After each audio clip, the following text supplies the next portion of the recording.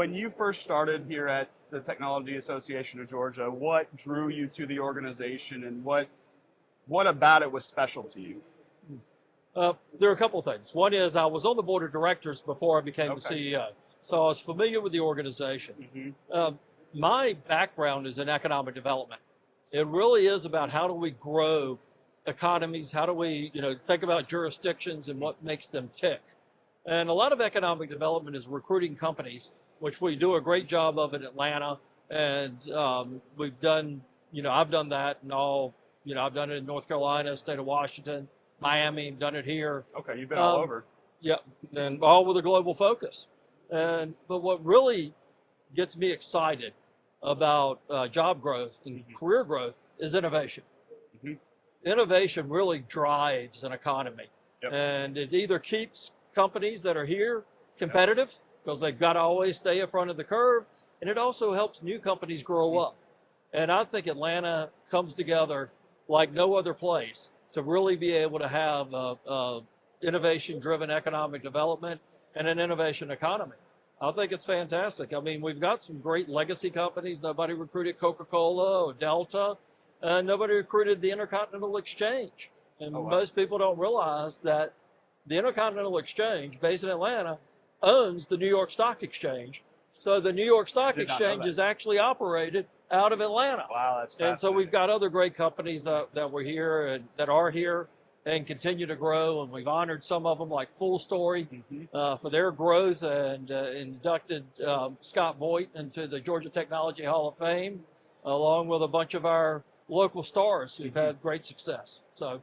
Wonderful, wonderful. I've long been a fan of Delta Airlines. So you have companies like this that are widely admired across the world, and you have startups, and you have a hugely diverse population of people, whether they're young or older or whatever, across multiple disciplines. How do you get into the community and bring, the younger generation up into, this industry, let's say? We try to inspire the younger generation. We also have programs about how can you get connected to our technology economy, and especially things that don't need 4-year degrees. There's plenty of opportunities that don't require 4-year degrees. So we've launched apprenticeship programs. Apprenticeships are known in manufacturing. So we brought it to a technology landscape, which is very important. We're doing internships. Right now, we have a partnership with IBM with a goal of getting 7,500 people in the state of Georgia certified on their AI platform for free, no charge. Wow, that's a lot of people. That's a lot of people, and it can be game changers. So we really want to continue to do that, and we're talking to some of the other large companies about similar initiatives. We need professional development. So there's a big gap from people that are in mid-management and versus those in senior and executive level. And quite frankly, the senior and executive levels are retiring. They're coming out. So we want to make sure that the next those mid-managed folks have the skills they need to move into leadership into those higher levels. How have you seen the labor dynamics change over the past 18 to 24 months as AI has come out? And I mean, when I talk to CIOs and CTOs, they're just now starting to think about, how does my business model shift? How does my labor model shift? How does my how is this changing fundamentally my business? And what have you seen over the past 18 to 24 months? And what advice would you have for executives or for entrepreneurs, and as we go through this transition together? So I know some young entrepreneurs that are just building it with AI embedded. It's I wouldn't call it AI first, but it's just a fundamental tenet that's already built in. So larger companies, I think about 66% of companies today are somehow deploying something about AI. But only about 30% really have a plan. About what it can mean.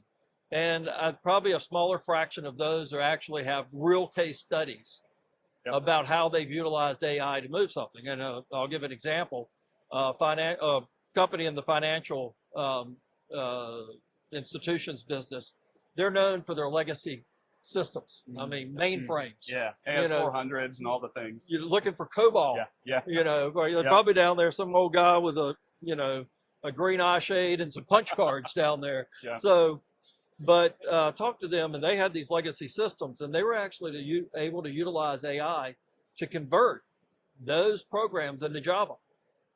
That's huge. Yeah. Before it was just assumed we can't do that. The amount of talent, the type of talent, and just the number of humans it would have taken to do that, we'll just have to live with these legacy systems. Yeah. So that's a real case study that how AI as a tool helped advance something that otherwise wouldn't have gotten done. That's amazing. So what would I advise? I think you got to figure out a lot of angles to this. You got to figure out, well, is what AI telling me really the best thing?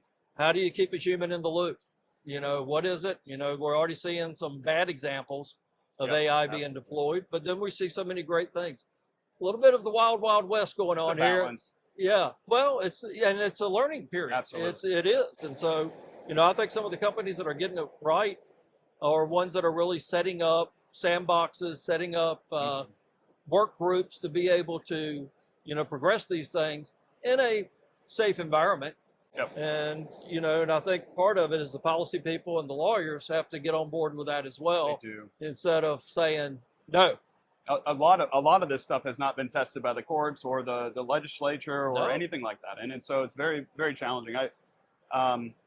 Makes sense. Wonderful. I mean, it's the tools, it's the governance, it's the accountability, it's what happens. You know, it's interesting too, because when if AI gets something wrong, it doesn't get fired. No, and you can't sue it either, and right? you can't sue it. So there's a repudiation aspect here that's not managed yet. And you know, when we talk to clients and we see clients that are successful, a lot of times they have very strong governance. Yeah. And the governance is an enabler. It doesn't hold them back. Yeah. And so this needs to come out, and it needs to be further developed. We're from Nashville.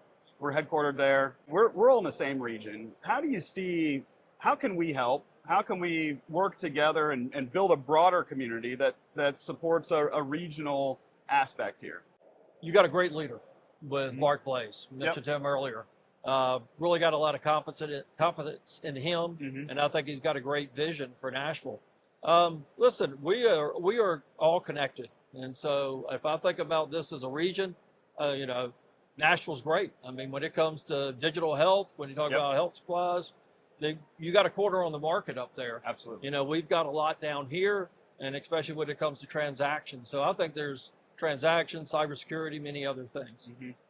So yeah, and I'll talk to Mark about it, but I'm all in favor of this regional economy. Wonderful. Because, you know, this is part of the Atlanta way as well in Georgia. In Georgia, one of the things that makes TAG works and our other chambers and associations work is there is a true belief that your success is my success, even if we were direct competitors. Yep. And people will get together and they help each other and they'll cheer people on. And so, and people show up. I love it. And I think, you know, I've worked all over the country, as I mentioned.